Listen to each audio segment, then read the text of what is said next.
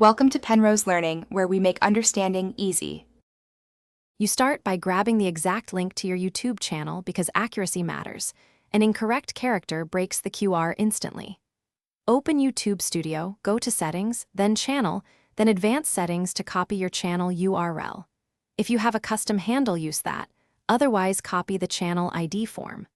Once done, consider shortening the long URL to a tidy URL. Be or a trusted link shortener, so the QR encodes fewer characters and scans faster.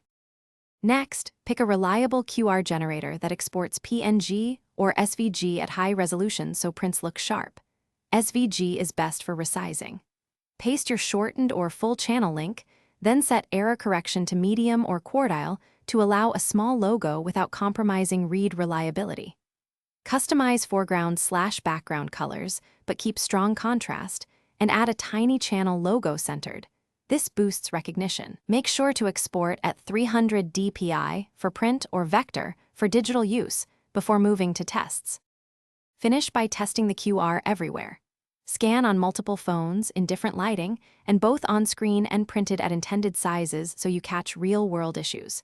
If a scan fails, make sure background is pure white, increase error correction, or shrink the logo because those are common fixes. Once it scans reliably, deploy to video and cards, thumbnails, merch, or posters. Finally, monitor shortener analytics to verify clicks. If problems persist, regenerate with a fresh URL and repeat the tests.